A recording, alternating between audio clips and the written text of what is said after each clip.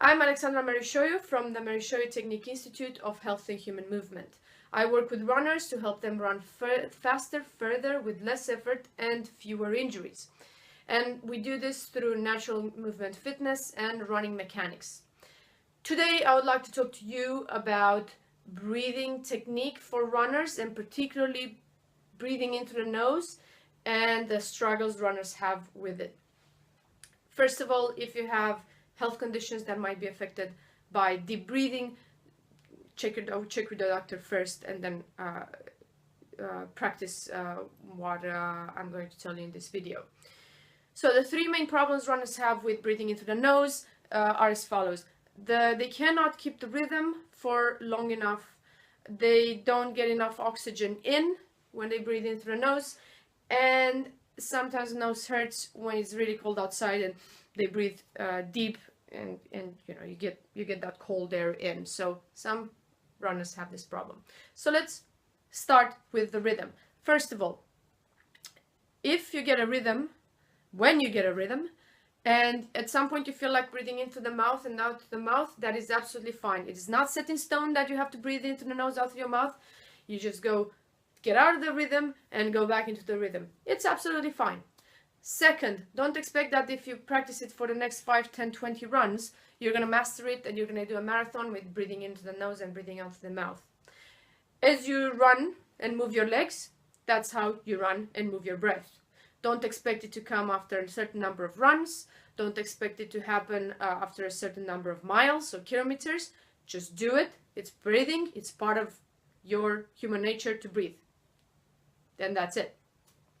What is the rhythm? Number 3, what is the rhythm? The rhythm is, to begin with, as follows. Breathe in on first step, breathe in second step, breathe out third step, breathe out fourth step. It's going to sound like this. And faster when you run. Yeah. Eventually you want to do 2 in breaths, 3 out breaths. There is a reason for that, but I will not discuss it in this video, in another video, yes. So you want to be able to go in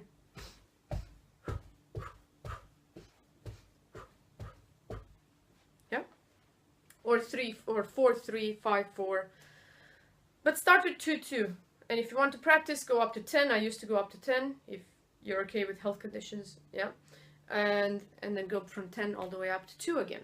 It's a good practice. Number 4, enough oxygen. Enough oxygen, and actually the pain as well. They're both in the same. They'll both have the same solution, and that is relaxation. Yep, yep. I'm serious. A lot of people go and breathe, or I mean, that gets me really tired. I don't know about you, but if I force myself to inhale and exhale, it's very, very exhausting.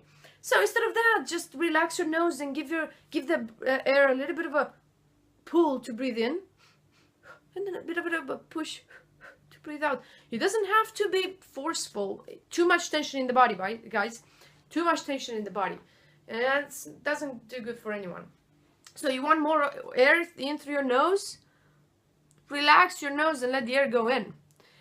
Then it's also not going to hurt. Not as much, at least. I've never had any problems. Why? Because you don't get all the cold air in. It just comes as much as you need. At higher intensities, you might need to breathe a little bit more forceful. But still, control that breathing and relax your nostrils. Yeah, let it flow in and flow out. Nice and fluid. Yeah. That's the 5th. The 6th, breathing into your stomach. This will also help you to get more oxygen in. Yeah. And talking about efficiency, it's going to help you with your run faster and improve endurance. And lastly, 7, isn't it? You cannot expect to be really good at, really efficient at breathing in through your nose and get enough oxygen in if you don't do it. You have to do it when you walk. If when you walk and when you sleep and when you do things around the house, you breathe in and out through your mouth, you cannot expect when you run to be able to, for your nose to actually function as it should. Of course you're not going to get enough oxygen in. Now if you have, some people have sinuses problems and, you know, broken nose, and that's a different thing. But listen, anyone can benefit from this practice. Anyone who doesn't have a health condition that can be affected by deep breathing. So when you walk, you don't need to breathe in out through your mouth if you walk, because it's light and slow. So breathe in through your nose.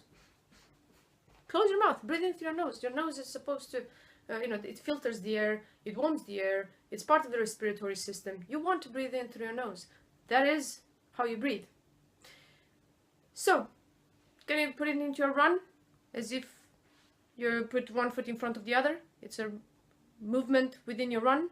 Don't expect to happen in in a certain number of runs. Even if you lose the rhythm, just get back into it. Keep the rhythm for as long as you can. And breathe in through your stomach. Yeah, and relax. This is Alexandra Merisoiu from the Merisoiu Technique Institute of Health and Human Movement.